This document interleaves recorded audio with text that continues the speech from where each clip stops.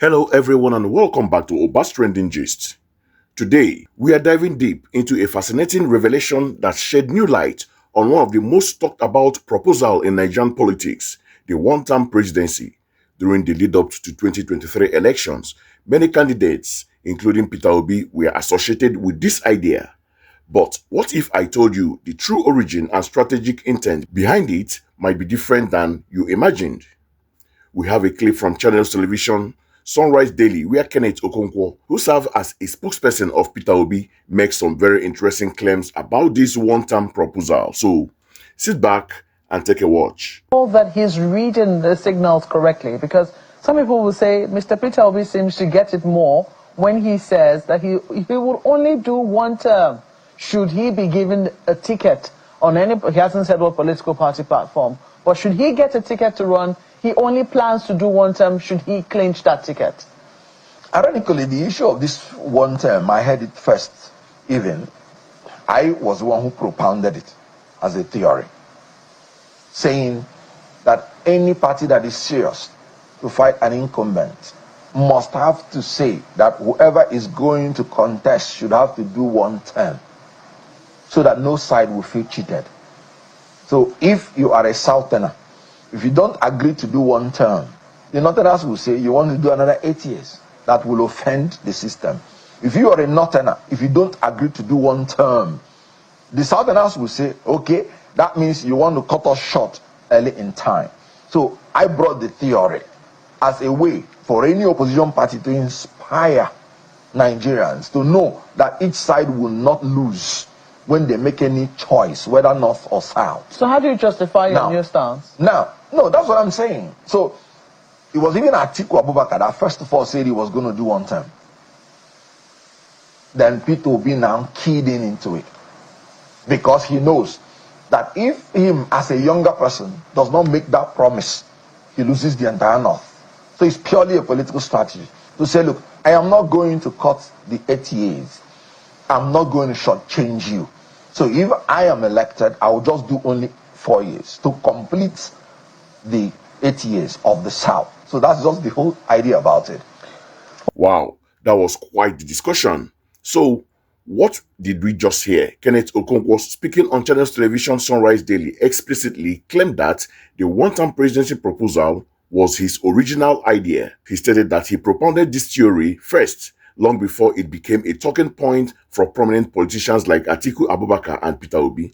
According to Okonkwo, the core rationale behind this one-term proposal is to prevent any regional group from feeling cheated or marginalized in the political power-sharing arrangement of Nigeria. He explained that if a southern candidate were to insist on an 8-term year tenure, it would likely offend the northern populace, who might feel their turn for the presidency is being unduly delayed. Conversely, if a northern candidate did the same, Southerners would feel shortchanged. Therefore, the one-term idea was presented as a unifying strategy, ensuring that neither side would feel like they lost out, irrespective of who was elected from the north or the south. He then clarified the political adoption of his theory, noting that it was Atiku Abubakar who first articulated the one-term promise. Subsequently, Peter Obi keyed into it. According to Okonkwo, Okonkwo stressed that Obi's adoption of this promise was a calculated political strategy. He argued that a younger candidate like Obi understood that without such a promise, especially to the north, he risks losing their support. The implication, as Okonkwo laid out, was that if elected, a southern president like Obi would serve only 4 years to complete the 8 years of the south, thereby ensuring a perceived fairness in the power rotation and avoiding shortchanging any region. This framing the position, the one-term call, as a strategic move to inspire confidence and maintain regional balance rather than solely a policy stance. Now, for my critical take on this, Okonkwo's assertion that he originated the one-term theory and that its subsequent adoption by figures like Peter Obi was purely a political strategy certainly raises questions. On one hand, it's a very pragmatic view of Nigerian politics, acknowledging the deep-seated regional sentiments and the struggle for power rotation.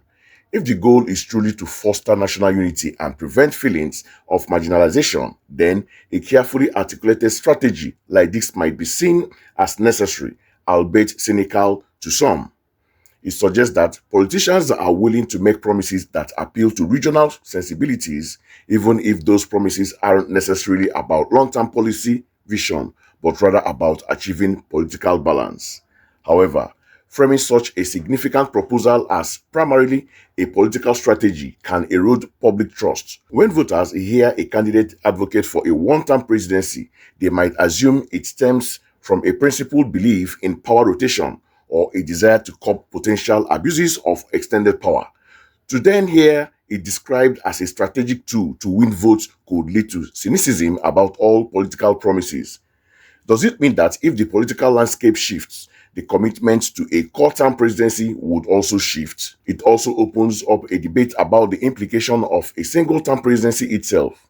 While it might address issues of regional balance, does it hinder long-term development plan and policy implementation? A president with only 4 years and no re-election incentive might face less pressure to deliver on promises or might even rush policies without proper foresight. Ultimately, Okonkwo Insights offers a stark reminder of the complex interplay between political strategy, regional dynamics, and the pursuit of power in Nigeria. It challenges us to look beyond the surface of campaign promises and consider the strategic underpinning that often drives political rhetoric. So, what do you all think? Was the one-time proposal a brilliant political move to unite a fractured nation, or was it a calculated tactic that risks undermining the sincerity of political commitments? Let me know your thoughts in the comments below. And don't forget to like this video, subscribe to Oba's Trending Gist for more compelling discussions, and hit that notification bell so you don't miss out on the next deep dive. See you in the next one.